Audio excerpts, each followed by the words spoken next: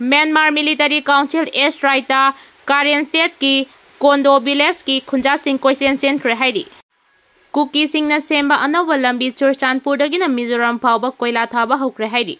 Dehli Da Nupi ama yamna singna ningai oiba mawongda siduna leiramle haidiba nupi adugi mamingna Priya Lakshmi kawi haidi Thaudok asida chenabani haiba mayang nupa ama Navy Merchant oiba hojik thiba khangdre lotkhre haidi Sisipurda hojik Kuki zo singi protest tawfamda nong haitharakpadagi protest pumchai chai haidi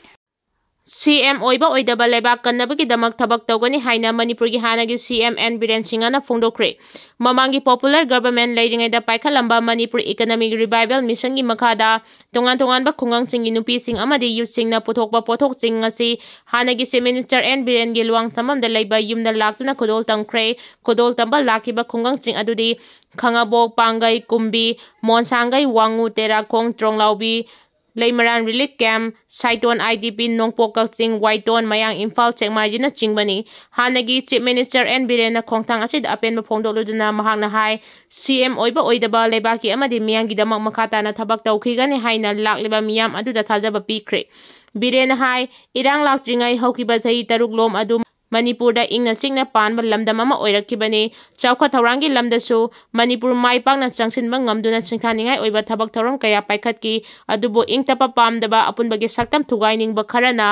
Yellow Missingi Matakta Landa Chatarakpadagi Ngasigi Pibam Asi Yorakibani, Adubu Lebakidamang Amadi, Ipurokanabagidamaka Songtorakiba Isai now sing na Matam Chana Ngak Hobadagi, Misa Miam Hingobani, Aikoi is ordered Hazabatamsi, Aikoina Soidana Mai Pakani, Lamdamasi the Laminari by Yellow Purup Sing Lingjel Manaba, Honasi. Lamdam asi da Laminari by Yellow Purup Sing Lingjel Manana Bahona Minase, Aikoi Mitagi Marakta Singtanabagi culture ama Lady Basi, Tadokpatangai Fade.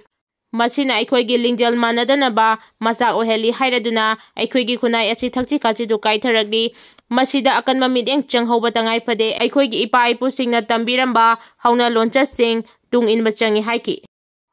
Ranjit Kumar Gupta Matam Chupagioina Kanglai Paga Sanglak Patingle Haina, KCP na Fongduragli. Kanglai Pagamiang Intereski Mayukta Tabak Tawadanatana, Immoral Oiba Tabak Sing Chatabagi Damang, Bihardagi Laglaga Manipur Sahitara Hena Lairaglaba. Ranjit Kumar Gupta Matam Chupagioina Kanglai Pagda Sanglakpada Atingba Tambagaloinana, Mahakpul Lamdam Asigi Mapam Amatada Sangda Pampiba Yare Haina, Kanglai Pa Communist Party KCP na Fongduragli. KCP ki Information and Relations Secretary M. Punshiba Mitaina, Thadorok Pachirol Amanahai, Ranjit Kumar Gupta Haukiba Saitara Ro Manipura Laiduna Tongan Mamakali Karbar Kaya Tauduna Lakiba Mioine, Haukiba Saikara Achida Mahana Talabiang na may Tokaba Nisagi Polam Ching, Manipura supply Tawadanatana, Yusu supply Tawagi Tabak Chataragli. Party asigi Maikedegi Manipura Hidang Managi Polam Ching Talab, Sekar Amadi, Bombay Pan. Matlana Singba Sahi Asigi March Kunmanga dagi Atingba Thamkre, Atingba Thambagi Wapam Party ki Maike degi Media gi Khutangda Mipung Khuding Makta Khangan Kre,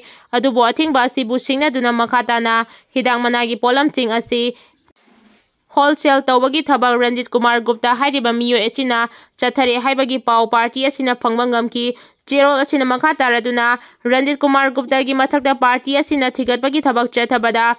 Mantri Pukrida, Kadak Chai Haina Mingthonba. Restaurant ama mahangna chalaiduna lakli haiba khangki